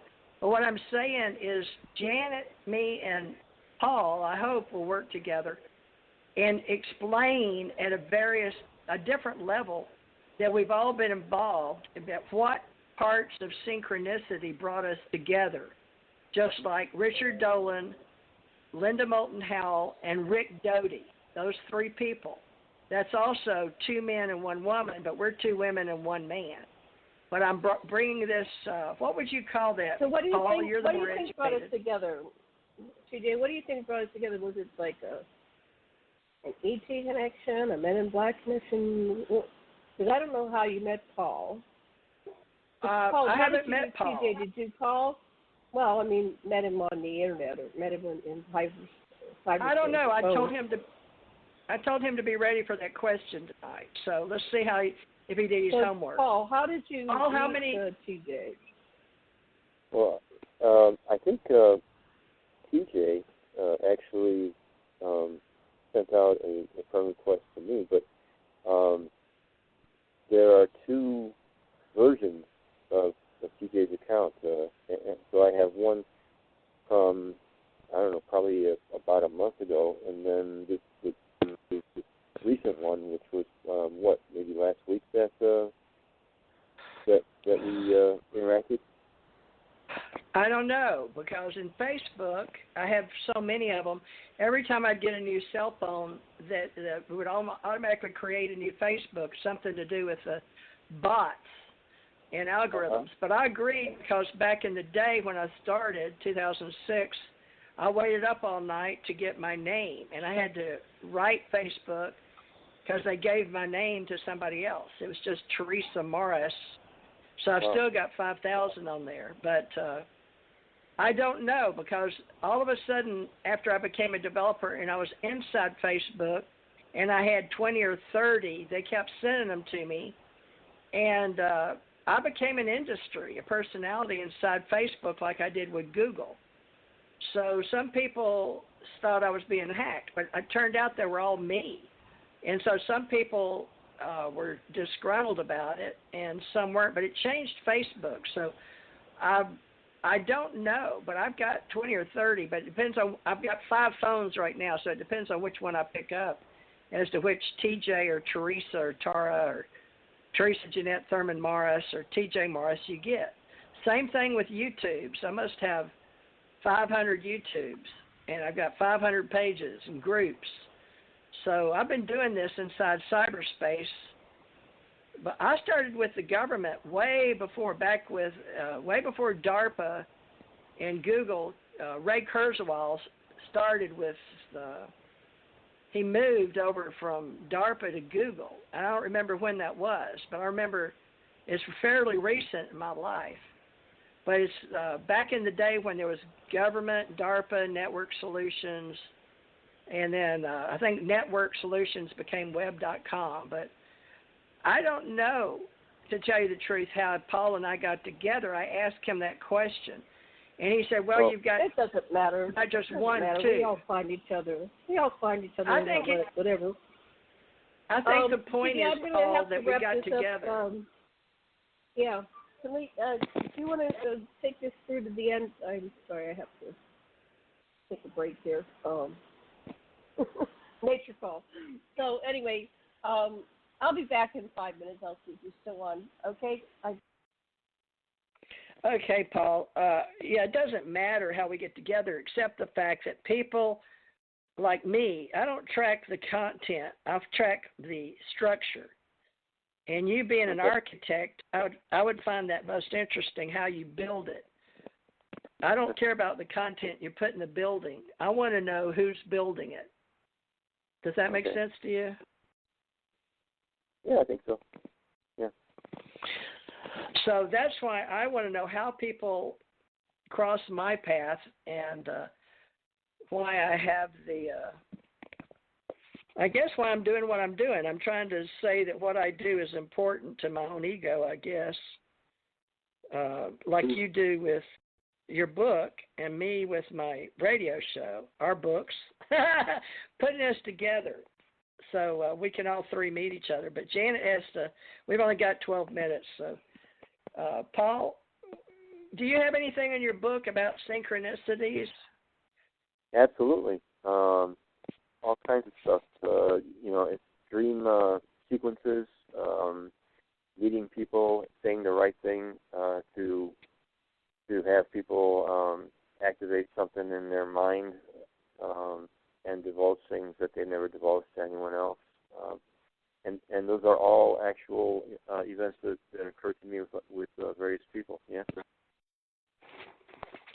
All right, let me ask you what Janet was asking us. Why does this seem important with me, her, and you? She doesn't get that, but she hadn't read any of my books but one, Roswell UFO Encounter. She keeps only one. I've sent her others, but she's not a big reader or has time to read because she's too busy writing them with her husband. She writes Anunnaki books. But anyway, really? Yeah, Dr. Alexander Sasha Lesson and Janet Kara Lesson, and they've been speakers at many UFO events, including Contact in the Desert, and then she spoke at least one for California UFO conferences, and I spoke at Mid-South Con in 2016, and I flew up to Chicago. No, I drove to help Marta Thomas with the Global Pyramid Conference. And then I recently spoke at the ones here in Navarre Conference Center, at the Days Inn Conference Center. We can do over 300 people at any time, but they come and go from the door. And I spoke on my book and my husband's book about my psychic near-death experience and UFO encounters, and how our fleet exists off the planet, and how it all comes together. So that's why I told you, I think we're writing the same book. And Janet, I was hoping would figure that out, but we have to see what your book's about. The Disclosure Project, so we can compare notes, right? Go ahead. Oh, Disclosure Paradox. Right. All right. Well, tell us why you named it that, and now go back to you being an author, as an independent author, and hopefully your guides or whoever you listen to, your watchers or whoever your higher self, gravitates to. Did this woman charge you minutes for her time as a psychic reader? No, absolutely not. No, we're friends. I never had any psychic readings per se where I paid for the services. It was always talking to people that say that they are psychic and that they just happen to be psychics, but it's not their primary source of income. Right, that's the way I am. Exactly. So that's well. How do you? I'm very curious as to how you do it, Paul. I'm pleased the fact that you've got the disclosure paradox. So you've been able to see how all this. See, a lot of people in UFO business didn't see how the extraterrestrials work with psychics or remote viewers or mediums or precognitives like me. But by the time we put all our stories on blogs out there, they become entertainment in the film industry. So somebody's reading what we're putting out there, and now you're writing about it, making it a real story. So I'm going to turn it back over to you. We've got about 8 minutes left on the recording time. The paradox. Well, you know what disclosure is, right? I'm sorry, what? You know what disclosure is, right? The term disclosure, what it refers to. Oh, I've referred to it for about 30 years. Okay. Depend. We used to interview people that were writing about it, including me. So we're the old guys that write about it. But yeah, we have different people that have exopolitics, and then we have back in the 80s when we had it through the press in Washington, and I know a lot of people in the business. So Steve and Dr. Greer, Michael Sala, but Michael was there. But I have a lot of friends that were in the military that helped form that back in the day, in the 80s. So I think we need to keep going from 40s to the 80s and then 80s forward, because we have a lot of authors since Ruppelt set the Bible up. Okay. You know who he is, right? Well, the basic premise behind the novel, is everyone feels that disclosure is going to provide free energy and the cure for cancer and peace and love throughout the planet. And putting all the pieces together, all the messages that I got, going back to what Robert Dean was telling about ourselves, I present that as disclosure is not really what would be beneficial for us. In fact, there's a reason that we are under what's called a universal quarantine. And again, going back to what Robert Dean was saying, we are barbaric, we're violent, we are materialistic, and above all, we're genocidal. So here's the hypothesis, and it's not a hypothesis. This is why governments have been advised by extraterrestrials to keep it all as secret as possible. If we were to have disclosure, you would eventually have a transfer of technology. If we were to have the transfer of technology because of our negative attitude and our behavior, and very spiritually corrupt way that we are, we would take that technology and we would weaponize it. And eventually, because they are different than us, we would, our genocidal instincts would take over, our materialistic instincts would take over, because we would probably covet some resources that they would have, and we would use the weapons that we made from their technology against them. So that is why we are under a technological and a social quarantine. And until we change, until we fundamentally change the way we are, it will stay that way. And there never will be disclosure. If disclosure does happen, then it's not good, and there will be a preemptive strike on us because they don't want us is a universal agreement, and it's also an agreement between them and the world governments. So what is the paradox? The paradox is, how can we improve ourselves? How can we fix ourselves when we are not allowed to know what's wrong with us? That's the essence of the novel. Oh, awesome. I love the way you put the words together. So basically the meaning or definition is the action of making new or secret information known. Basically, just a fact, especially a secret that's made known for disclosure. And I love the way that you chose the two words and you put it with paradox. So, folks, this is a real opportunity to get to know how each of us have our own filters, perceptions, and use words. And I love wordcraft as much as speechcraft, but paradox is seemingly absurd or self-contradictory statement or proposition that when investigated or explained may provide to be well-founded or true. So that's the two words that this great citizen of the United States of America, even though he's born in Italy, you have dual citizenship, or did I ask you that? But he put these two words together for all of us in his book, and I'm very excited. But do you have dual citizenship, Paul? Or am I saying that right? You're an American? Oh, no, I got naturalized when I was 18. Well, today they're making the world known with this virus, and I'm not going to put that even in translating, but you know what I'm talking about around the world, folks, globally, that we are seeing the world become how we're going to work. We didn't know if it was going to be, they were going to show you a extraterrestrial ship with extraterrestrials, or we were going to use a way to teach the world that we are going to the next level globally, but we're in two factions.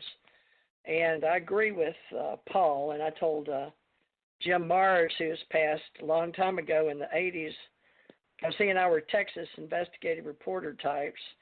He was allowed to be in the open, and I wasn't. But I told him, I said, my husband and I realized it was like the kids playing with the matches. And I've noticed that the narrative in the Internet only goes as far as those they're willing to stick their neck out and say, okay, this is how it is. But Paul, since he became aware, I guess, of how to put his story together, I'm very pleased that he made it The Disclosure Paradox. Now, that's by Paul G. Vecchiet, our guest tonight, with our ACO Association Authors Book Club. I said on here I made you the poster child, Paul, to speak for our ET radio shows. Well, you put it set together so well. These are my stories all over the Internet, folks. And I did that. I started the game years and years ago, back in before 2005. But Windows 95 helped me get all these stories out there that Google and the bots and everybody helped pick up. So I can see it happening in the Internet, but you know, we all are special, and we're all called to do our own life story, as my mother said. But, Paul, I hope you'll stick with me and Janet and all our friends and social media. And I hope you're going to write another book, because I haven't bought this one yet. But, folks, you can get it on Amazon, The Disclosure Paradox.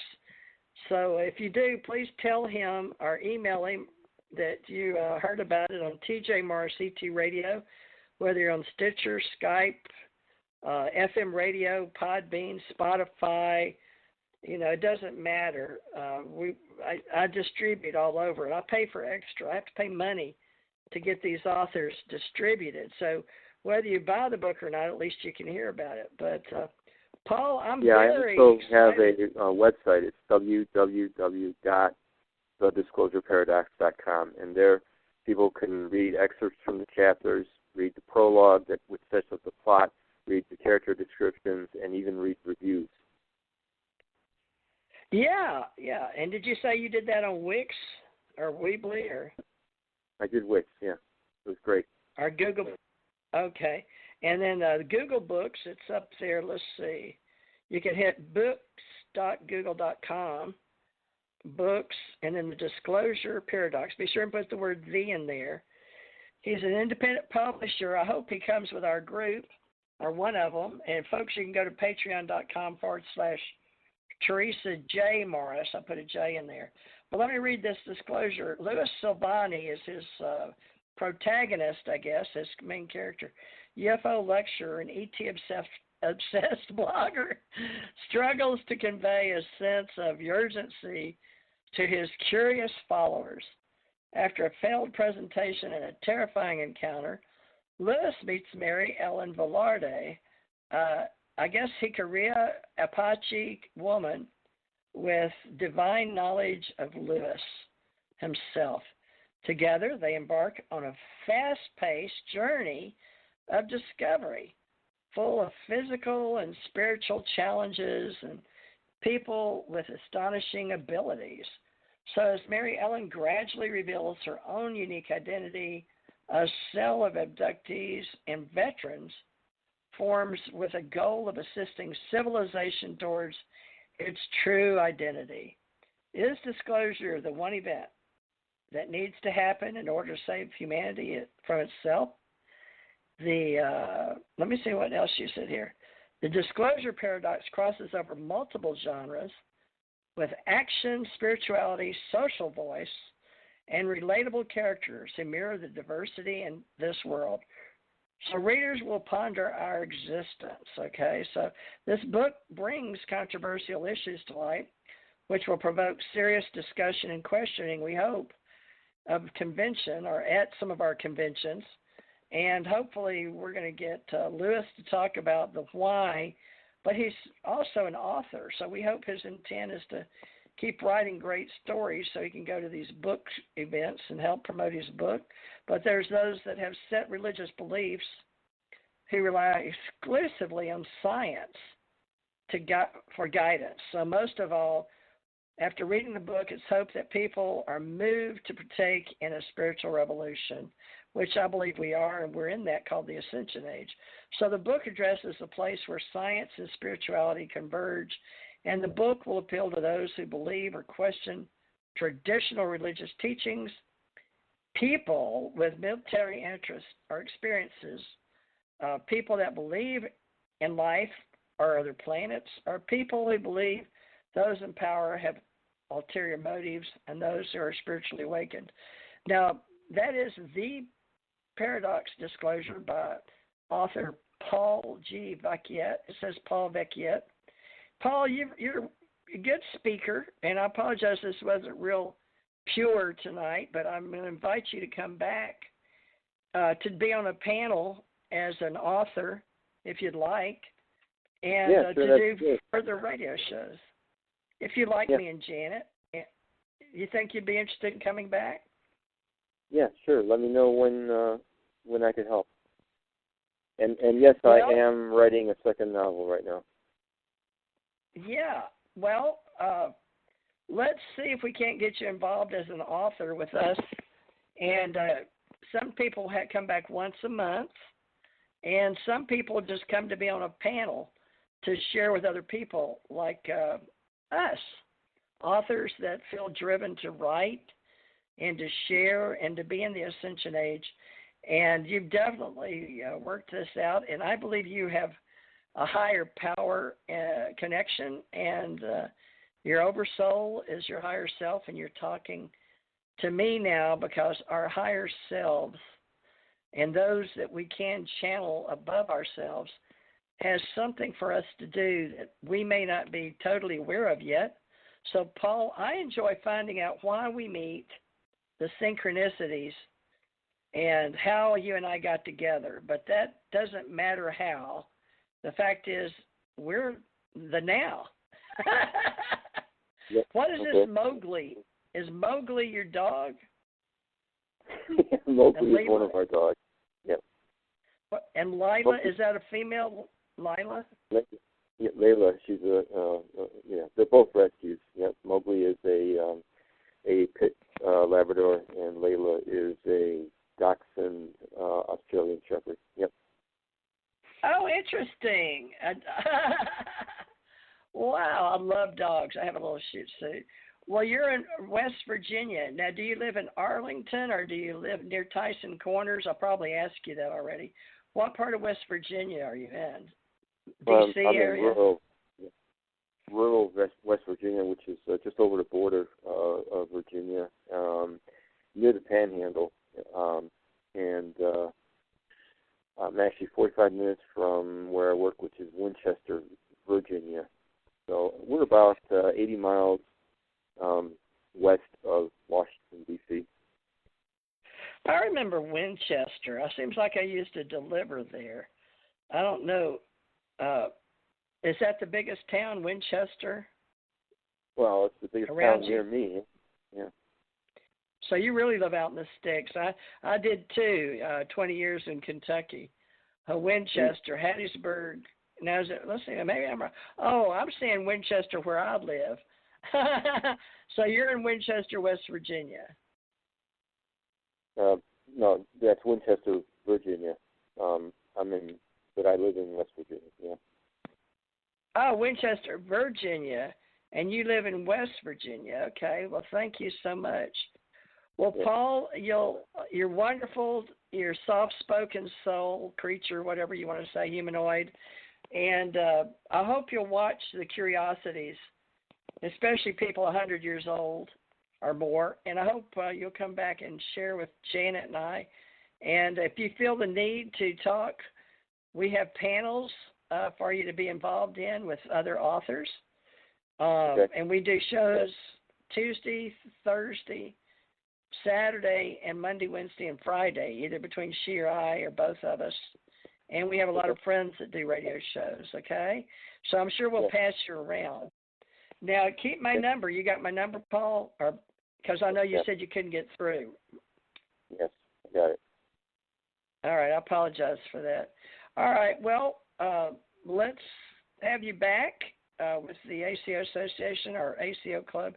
And just stay in touch with me, Paul. And who knows, we may wind up being a character in your book, which is a good hook if you find good friends that don't mind you doing it, right?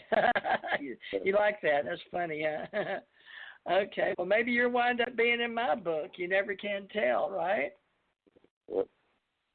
Well, I want to see what you're going to do next, because the idea of your novel that I think you've been extraterrestrially influenced. But that's just in my own opinion, right? Yeah, no, it's very likely.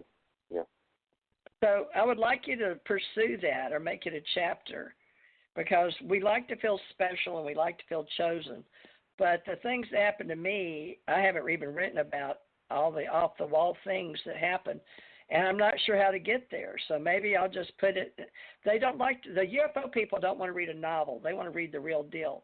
But not everybody like you and I that wear a uniform are very good at putting it down. So I like your idea, a novel. And I did the same thing with my husband when he was alive. So Roswell, UFO Encounters. But now Ahmad did that for me again. And it's called, what is it called? Allied Command something. Allied Command Odyssey, I think. Or Alien Contact Odyssey. I don't even know, but we redid it. And Allied Command Odyssey, I think, Paul. But stick with me if you don't mind. We'll get to know each other better on social media and hopefully in our authors club. And I'm going to encourage you to keep writing books if that's okay with you. And any way I could help, I'd be more than happy to, if that's okay with you. Thank you. All right, yeah. Hey, Paul, I'll have to try to grab this Allied Command Odyssey. It says UFO Odd, you say. I can see that. And I think you'll find Tara in that book. But I'll see if I can grab it free for you. I'm going to put it on my YouTube. I just found it. But thank you for that, because Ahmad's been after me to tell people about that. I'll put Ahmad Painter. Ahmad Painter edited this. Ahmad Painter, here's the book. And I'll have you, what day is good for you to come back? Because I usually do it by day. Was this good for you or not? Yeah, it's fine. It's fine. All right. Well, would you like to come back and talk about that stuff and may have in common in the military and the underground? Yeah, sure. I'll answer whatever questions you give me. That's the best of my ability. Sure.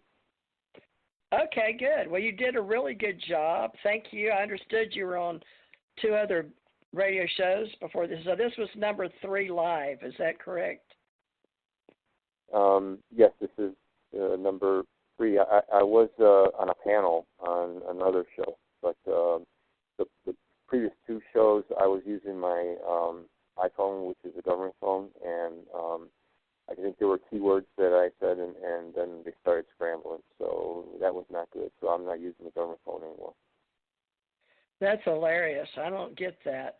I wanted to talk to you more, so I may have you come back to interview more. Whoa. Okay, let me get that off. I found the book, and it took me. I didn't know it was a show, too. All right, well, thank you, Paul. Please come back and sit in with our Authors Club, if you don't mind, and I'm sure we'll have you back as soon as you tell me when you won't come back, and you don't get to speak the whole time, but you've been on a panel. So if you'd like to come back Fridays, definitely Friday nights from 7 to 9, same time. Okay, Paul? Yep. Okay. Thank you, and I really look forward to knowing you and being a character in your next book. All right, Paul, thank you, and stay in touch, okay? I love you to laugh. It makes me feel good. I didn't even get to know you good yet, so you'll have to come back so we can talk. And just stay friends on Facebook, and we'll email and stuff. So email me stuff, and we'll figure this out. Remember the prickly cactuses, right? Right. All right. Well, come up with some ideas on radio shows for our Authors Club, but if we don't have to talk about books only, you can come back and be more fun with me, okay? Okay. All right. Love and light until you show up tomorrow night or some other night. Just that was Paul Vecchiet. Thank you, Paul. I'm going to get out of here. So thank you. You did an excellent job. All right. Good night. Talk to you later.